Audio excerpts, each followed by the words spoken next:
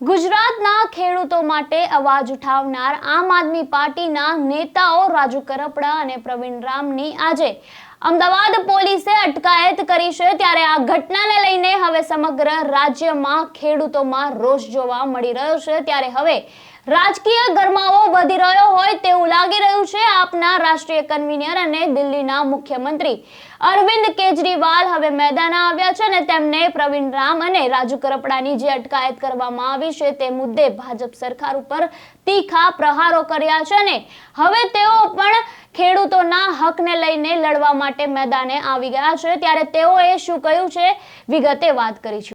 વૈષ્ણવજન તો તેને કહીએ જે પીડ પરાઈ જાનાને રે। નમસ્કાર, હું આપની સાથે પ્રિયા નાયક, આપનું નવજીવન ન્યૂઝમાં સ્વાગત છે। હળદર ગામમાં જે ઘટના ઘટી હતી ને જે બાદ આજે રાજુ કરપડા અને પ્રવીણ રામની અટકાયત કરવામાં આવી છે। ત્યારે હવે અરવિંદ કેજરીવાલે મીડિયાને હવે સંબોધતા કહી દીધું છે કે ગુજરાત સરકારે 85 ખેડૂતો સામે ગુનો દાખલ કર્યો છે। આજે તે ખેડૂત વિરોધ કાર્યવાહી થઈ છે, ત્યારે કાલે હવે તમારા વિરુદ્ધ પણ આ કાર્યવાહી થઈ શકે છે। તેમજ કહ્યું છે કે એકતાથી અવાજ ઉઠાવવાનો સમય આવી ગયો છે। ત્યારે આમ આદમી પાર્ટીના નેતાઓ પર સરકાર ગમે તેટલી કલમો લગાવી લે, પરંતુ ખેડૂતો સામે જે દાખલ કરવામાં આવ્યા છે કેસો તે પાછા ખેંચવા જ પડશે। ત્યારે વધુમાં તેઓએ રોષ વ્યક્ત કરતા શું કહ્યું છે, શું આકરા પ્રહારો કર્યા છે, તેમને જ સાંભળી લઈએ। नमस्कार। गुजरात के किसान बहुत दुखी हैं और गुजरात के किसान अपने हक मांगने के लिए सड़कों पे उतरे हुए हैं। पिछले कुछ दिनों से गुजरात में जगह जगह किसान अपना हक मांगने के लिए प्रदर्शन कर रहे हैं। 12 अक्टूबर को एक ऐसा ही हादसा हुआ। गुजरात के किसानों की कई मांगे हैं, लेकिन 2 मांगों को लेके 12 अक्टूबर को बोटाड जिले में हरदड़ गांव में गुजरात के किसानों ने महापंचायत में बुलाई। ये 2 मांगे क्या थी? पहली मांग थी, गुजरात में एक करदा प्रथा है। इस प्रथा के तहत जब किसान मंडी में अपनी फसल बेचने जाता है, वहाँ पे व्यापारी से किसान की सहमति हो जाती है। मान लीजिए किसान और व्यापारी में सहमति हो गई, भी 1400 रुपये रेट में तुम्हारी फसल लेंगे। अब कुछ व्यापारी बदमाशी करके करदा प्रथा के तहत उससे 100-150 किलो, उसका 10% 20% उतनी फसल तो उसकी 1400 में ले लेते हैं, और बाकी फसल कहते हैं तेरी फसल खराब है, इसके पूरे दाम नहीं मिलेंगे, ये इसके तेरे को 1200 रुपये देंगे। और ये लगभग बहुत सारे किसान, लगभग सभी किसानों के साथ इस तरह से हो रहा है। तो किसानों की मांग है कि इस शोषण से हम लोगों को बचाया जाए। व्यापारियों को जिस रेट पे दाम तय होता है उसी रेट पे सारी फसल खरीदने के लिए व्यापारी बाध्य होना चाहिए। क्या गलत है इसमें? सही है, किसान अपनी फसल का दाम ही तो मांग रहा है। दूसरा, व्यापारी को जब एपीएमसी की मंडी में, सरकारी मंडी में किसान अपनी फसल लेके जाता है तो कानून ये कहता है कि व्यापारी वहीं पे उसी मंडी में किसान से वो सारी फसल ले लेगा। व्यापारी उसको कहता है कि ये फसल अब तो मेरी फैक्ट्री में, मेरी मिल में या मेरे फलाने गोदाम में पहुंचा के आ। वो गोदाम 30 किलोमीटर दूर है, 40 किलोमीटर दूर है, तो किसान को अपने पैसे से ट्रांसपोर्ट भर के अपनी फसल को उसको 30 किलोमीटर, 40 किलोमीटर, 50 किलोमीटर दूर पहुंचा के आना पड़ता है। उसका पैसा किसान को देना पड़ता है, वो भी खर्चा किसान के ऊपर पड़ता है।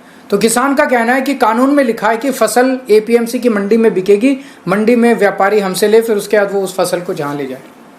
इन 2 मांगों को लेके बोटाड जिले में 12 अक्टूबर को हरदड़ गांव में एक महापंचायत थी। उस महापंचायत में जब किसान इकट्ठा होने चालू हुए तो 30 साल से गुजरात पे राज कर रही बीजेपी की सरकार ने निहत्थे किसानों पे लाठीचार्ज कर दिया, बर्बरता से मारा उनको, और उनके ऊपर टीयर गैस, आंसू गैस के गोले छोड़े गए निहत्थे किसानों के ऊपर।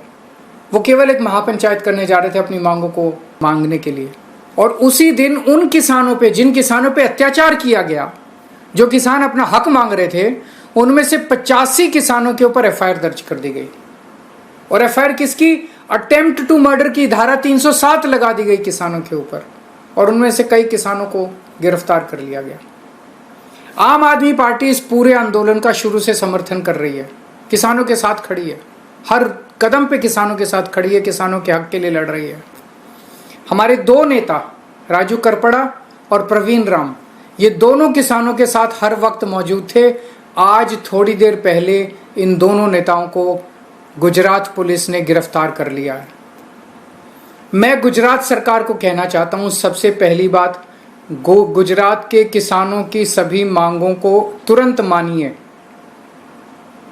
दूसरी बात, गरीब किसानों के खिलाफ जो केस किए गए हैं उन केसेस को वापस लिया जाए। आपको अगर केस करने हमारे खिलाफ कर दीजिए, हम नहीं डरते तुमसे। आपने मेरे को जेल में डाला, मनीष सिसोदिया को जेल में डाला, संजय सिंह को जेल में डाला, सत्येंद्र जैन को जेल में डाला, आपने हमारे कितने नेताओं को जेल में डाला, कुछ नहीं हुआ, हम आ गए वापस।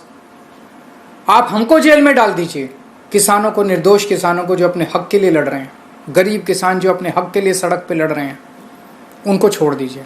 ये जो 85 किसानों के ऊपर, इनमें जो 2-3 आम आदमी पार्टी के नेता हैं, उन पे आप जितने मर्जी केस कर लीजिए और बड़ी बड़ी धाराओं में केस कर लीजिए, हम लड़ लेंगे तुमसे, लेकिन गरीब किसानों के केस वापस ले लीजिए। और मैं गुजरात के किसानों को कहना चाहता हूं, आज ये इन 85 किसानों के साथ हो रहा है, कल आपके साथ भी होगा। गुजरात के सभी किसानों को सड़क पे उतर के एकजुट होके अपनी मांगों को मांगना चाहिए। मैं भारतीय जनता पार्टी की गुजरात की सरकार से कहना चाहता हूं, 1985 में कांग्रेस की सरकार आई थी, उस वक्त उनकी 149 सीट थी 182 में से।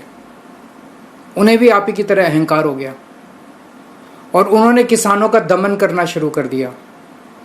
1987 में कांग्रेस की सरकार ने किसानों के ऊपर इतना बड़ा दमन किया और इसी तरह से उनके आंदोलन को कुचला, लाठी चार्ज किया, आंसू गैस के गोले छोड़े कि अगली बार 149 सीट वाली कांग्रेस की सरकार को लोगों ने उखाड़ फेंका।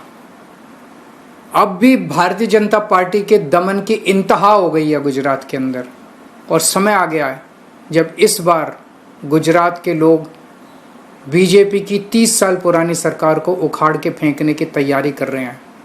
अहंकार मत करो, अहंकार रावण का भी नहीं चला था। गरीब किसानों की आह तुमको कहीं का नहीं छोड़ेगी।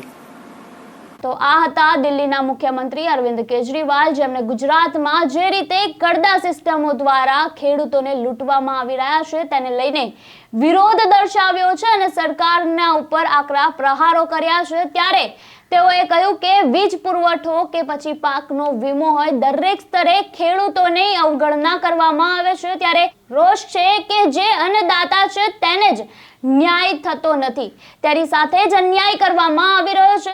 ત્યારે અહીં સવાલ એ છે કે એક તરફ સરકાર કહે છે કે લોકશાહી દેશ છે, લોકશાહી સરકાર છે, પરંતુ પોતાની જમીન, પાણી અને હક માટે લડતા અન્નદાતાઓને ગુનેગાર ગણાવી દે છે। ત્યારે આ હિંમત શાસકોમાં ક્યાંથી આવે છે? ત્યારે આ અંગે અરવિંદ કેજરીવાલે પણ પોતાનો રોષ વ્યક્ત કર્યો છે અને લડત આપી છે। ત્યારે આપનું અરવિંદ કેજરીવાલ દ્વારા આપવામાં આવેલા નિવેદન અંગે શું કહેવું છે? અમને કમેન્ટ બોક્સમાં આપના મંતવ્યો જરૂરથી જણાવજો અને આવા વધુ સમાચાર માટે જોડાયેલા રહો નવજીવન ન્યૂઝ સાથે, તેમજ વિડીયોને લાઈક, શેર, સબસ્ક્રાઇબ કરવાનું ભૂલતા નહીં। નમસ્કાર।